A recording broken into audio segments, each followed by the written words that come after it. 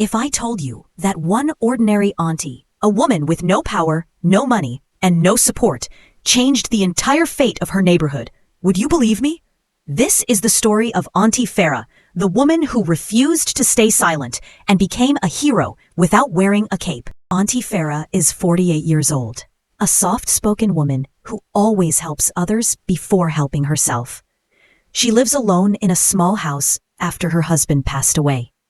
People respect her, but they don't know her.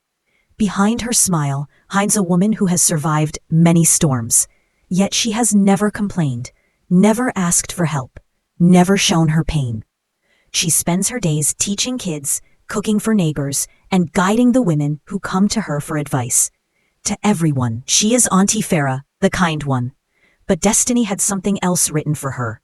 In her neighborhood, a gang of young boys starts causing trouble. They steal phones, they threaten shopkeepers, they scare school children. Everyone is terrified. Everyone whispers behind closed doors. But no one stands up. No one dares, except one woman, Auntie Farah. One evening, as Auntie Farah returns from the market, she sees the boy snatching a school bag from a little girl. The girl is crying. No one is helping. People watch from a distance. Auntie Farah feels something burn inside her chest. She puts down her grocery bags, steps forward, and shouts, "Enough! Leave her now!" The boys freeze. No one has ever talked to them like this. Auntie Farah walks toward them fearlessly. This child is not alone. This neighborhood is not yours to destroy. Her voice shakes, but she does not step back. The boys run away. The little girl hugs Auntie Farah tightly, and the entire neighborhood watches, shocked. The next day, people warn her, "Auntie, don't get involved. They'll harm you. You're alone. Stay quiet." But she replies calmly, "Being quiet is the reason they have become so bold." For the first time, Auntie Farah decides to take a stand, not just for herself, but for everyone. Auntie Farah organizes a meeting with all the women of the area. Most are scared. Most feel helpless. But Auntie Farah looks at them and says, "We have more strength than we think. If we stand together, no one can break us." She forms a group named the Neighborhood Sisters. Every evening, they gather. They watch the streets. They help children walk safely.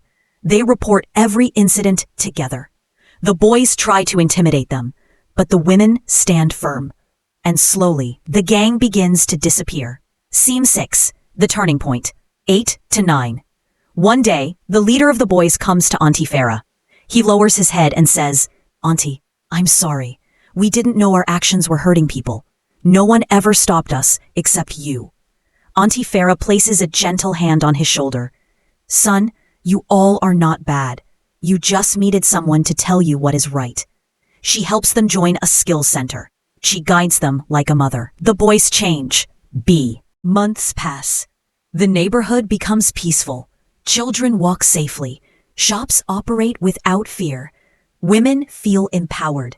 And everyone calls her the brave auntie who protected us. On a sunny morning, kids gather around her and say, "Auntie Farah, you're our hero."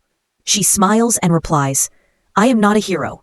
I am just a woman who refused to be silent." Narrator: sometimes bravery is not about fighting battles. It is about standing up when everyone else sits down. Auntie Farah didn't wait for someone else to save her neighborhood. She became the savior herself.